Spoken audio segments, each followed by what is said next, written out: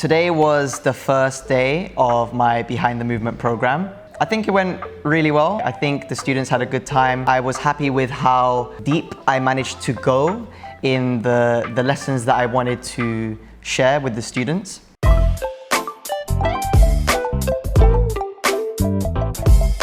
We started off the day with a lesson on mindset, which I feel has made a huge difference to my journey and my mentality towards my art and this craft. It isn't something that is practiced or spoken enough about in the global dance community. I feel like a lot of people just focus on the class-taking aspect and don't really think beyond that. And I truly do think that it makes a huge difference. After mindset, we worked on textures, and this is something that I'm really big on with my movement and choices with movement. We explored different movement qualities and different ways of moving. I wanted to dissect it and break it down as individually as possible so that we can explore each movement quality. Once we understand them individually, movement in general will just make a lot more sense. So we then briefly covered musicality. Now I'm really big on musicality and I'm really big on interpreting music and bringing that into the physical space via my body as I am a dancer. We practiced an exercise where we separated each sound in a chosen song, and we gave each sound individual properties such as size, shape, distance, the weight of the sound. And by doing this, we are separating the sounds and understanding that each sound is different. And once we understand that, we can transfer it to the body. It was very interesting to explore. It was really eye-opening and really interesting to basically, when you're listening to music, it's almost like visualizing the different sounds you're hearing, and how that can translate into different movements was, really interesting. And although I couldn't apply it to my freestyle very well straight away, it's definitely given me a lot of tools to think about and work on.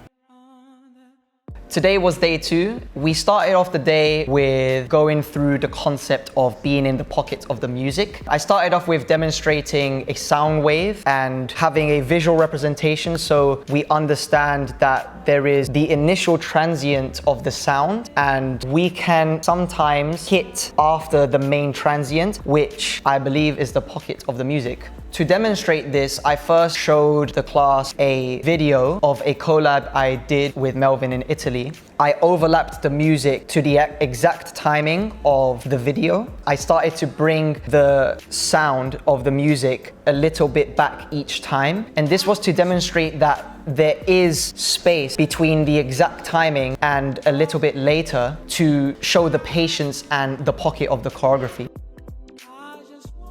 We then worked on a drill that I really like to do with my students. We practiced popping on time, and then we practiced popping just after we hear the beat.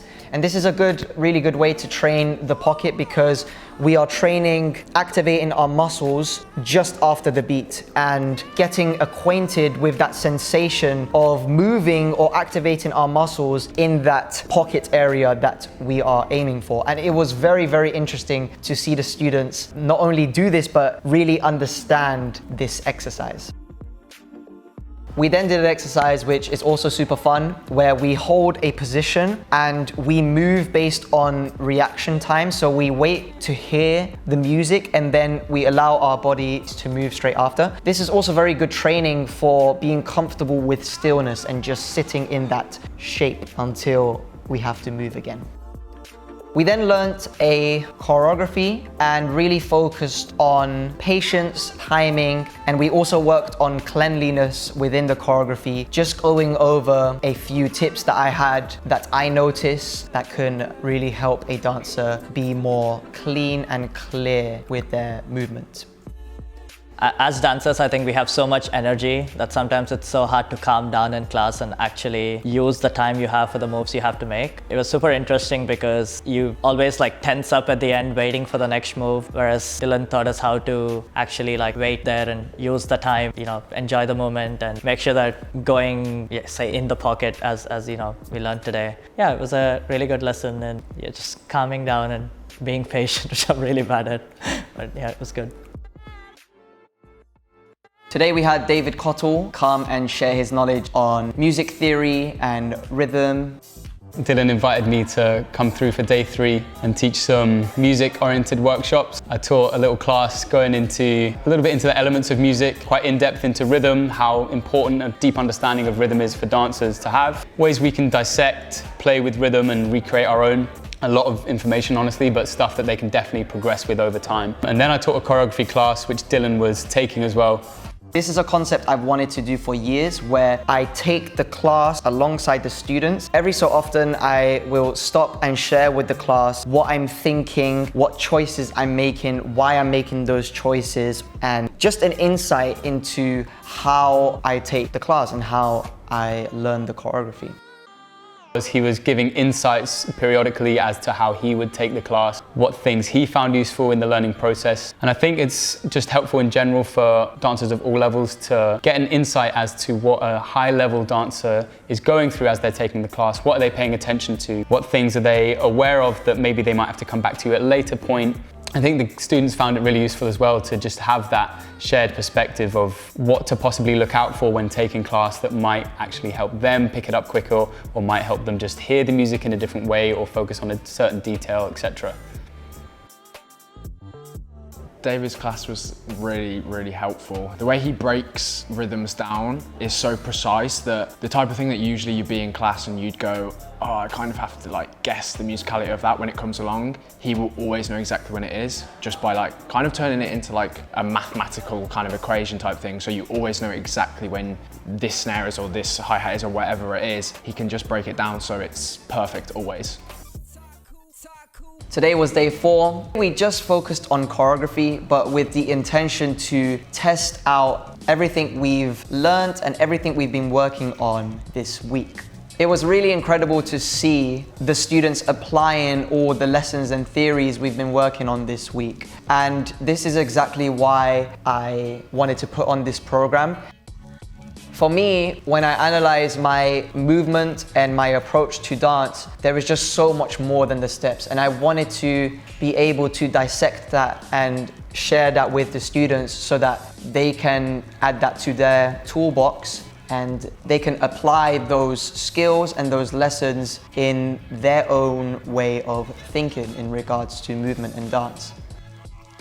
I could really see how I'd improved from before I'd started the program, because for me, like, I've always struggled with timing, being able to hear the music, being on beat, and like we did a whole class about staying on beat, staying within a pocket. In that class, like, I could actually see myself hearing when I need to move and not moving too early. So yeah, I feel really rewarded for how I was able to dance at the end of that class.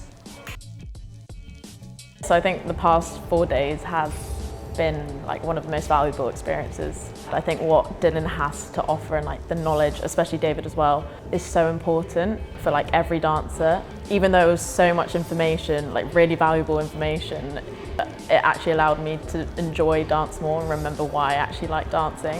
Things like mindset and patience, especially to have such a comfortable space to be able to learn in. I think I was so nervous to take this. I was a bit hesitant because of the reputation Dylan has, but it was actually one of sort of the best things I've done. To see how I've grown from even just 4 days. Yeah, no, I'm actually quite proud of myself to see how far I've come, and I think that just shows how great a teacher he is. He knows what to say and how to like implement things that people don't actually talk about nowadays. So yeah, no, it's just been one of the most amazing experiences. So. This was an incredible week. I learned a lot. I think the students learned a lot too. And I can't wait to do this again.